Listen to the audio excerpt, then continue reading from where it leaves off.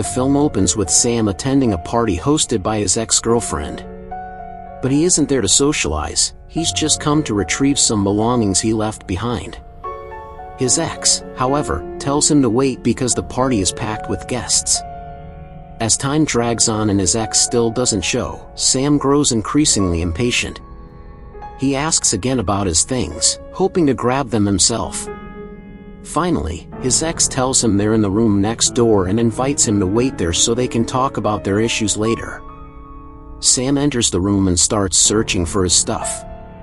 He can't find anything at first, so he locks the door to keep others out. Eventually, he locates the belongings. But just as he finds them, he suddenly feels dizzy and weak, forcing him to sit down and rest. While he naps, a scream pierces the air from outside the room. The next morning, Sam wakes up, ready to leave with his things. But when he opens the door, he's greeted by a horrifying sight: total chaos. The place is trashed, blood is splattered everywhere. Everyone at the party, including his ex-girlfriend, has turned into zombies. Sam forces himself to stay calm and begins figuring out how to survive. He hears a loud noise downstairs, and suddenly, a gunshot rips through the floor of his room, startling him. Curious and alarmed, he investigates and finds that the noise came from someone who had shot himself after killing his zombie wife. Breaking through the damaged floor, Sam explores further and uncovers the truth. He quickly gathers all the supplies and weapons left behind, then rushes to secure the doors, locking up every entrance to keep more zombies from getting in. From that point on, Sam takes control of the building. He starts inspecting every room, collecting useful items and marking which rooms are safe and which are overrun. After checking the entire building, he tries to use the elevator to return to his room but finds an elderly zombie inside.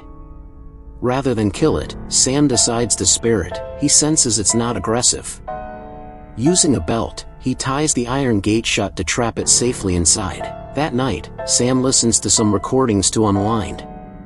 The next morning, he studies the zombies' movements from his window and calculates how much food he'll need to survive. After tallying up the supplies, he lets out all his pent-up emotions by blasting loud music. But in doing so, he unknowingly attracts the zombies. Sam begins to wonder if there are any other survivors.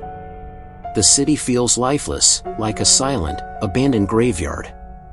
As days pass, he fills the time with music, exercise, and shooting practice.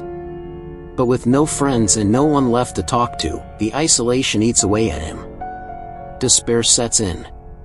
Eventually, he tries to get rid of the bodies downstairs. The stench has started seeping into his room. But the idea of dumping them becomes too much to bear. Instead, he seals the corpses in one room and tapes the door shut to trap the odor inside.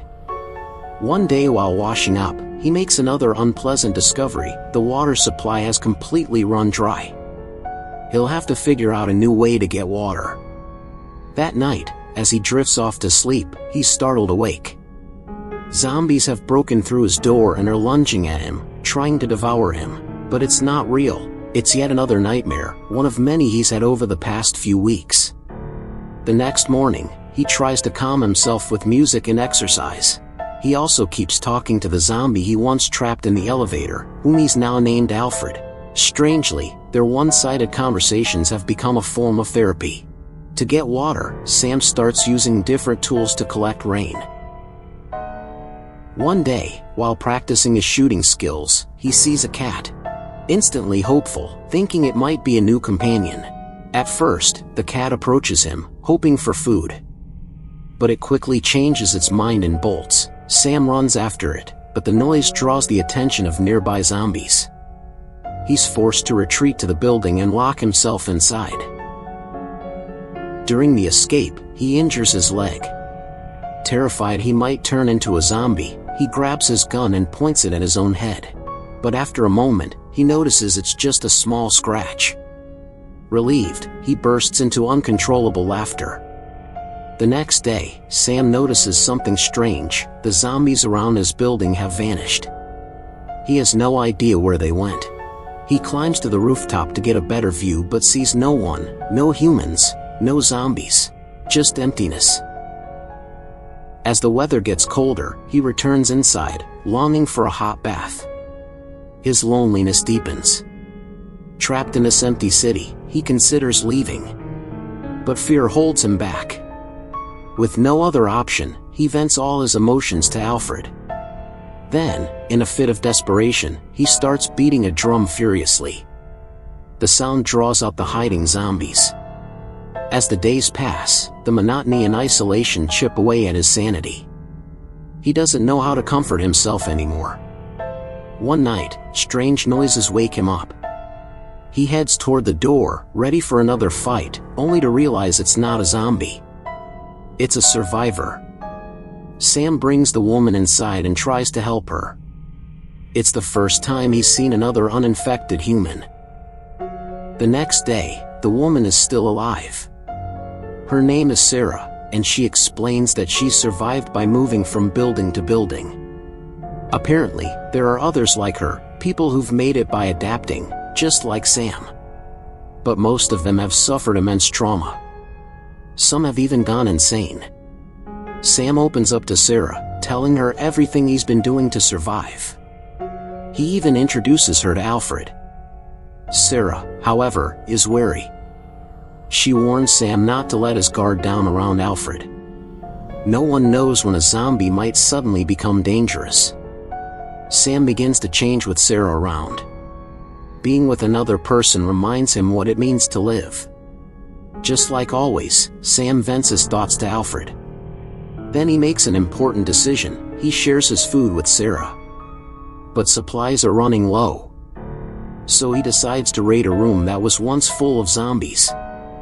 He cuts a hole in the door and kills every zombie inside, retrieving all the food and useful items. When he returns, Sam is horrified to discover that Sarah is gone. He rushes to the rooftop and finds her. Sarah says she wants to leave the building soon. She doesn't believe they can survive much longer by staying put. Out there might be other survivors, or even safe havens. But here, there's only slow decay. Sarah would rather take the risk than waste away in that building. Sam pleads with her to stay, unable to face the world alone. But Sarah tells him that if she stays any longer, she'll lose her mind and eventually take her own life. Sam tries to apologize, admitting his words may have hurt Sarah. But then comes the cruel truth: everything he experienced with Sarah was just a hallucination. Since the night Sarah arrived, he had never actually woken up. He had died. Sam is devastated but finally accepts the reality. He holds a funeral for Sarah, then sorts through her belongings. That's when he learns Sarah had once been married. But the zombie outbreak took her entire family. She was the only one left. Sam decides to take Sarah's advice. He burns all the recordings he once used to pass the time. But just as he's about to leave, he remembers Alfred. He needs to drag him out of the elevator. To his surprise, Alfred doesn't attack. He simply wanders off, aimlessly. Suddenly, the fire alarm blares. Smoke from the burning studio has triggered it. Zombies outside hear the noise and begin breaking in. Realizing what's happening, Sam fights to escape. But there are too many of them. He locks himself inside the elevator. It becomes his final refuge. He climbs through the elevator shaft to an upper floor. A zombie follows him, forcing him into a brutal fight. He crawls through the hole he had once cut in the wall, only to find even more zombies hidden in the thick smoke. But the smoke also masks his scent, and they don't notice him. In the final moments of the film, Sam bursts out of the vent and throws a rope he had prepared in advance. He leaps, crashing into the adjacent building and falling unconscious from the impact. Moments later, he wakes up and begins climbing the rope.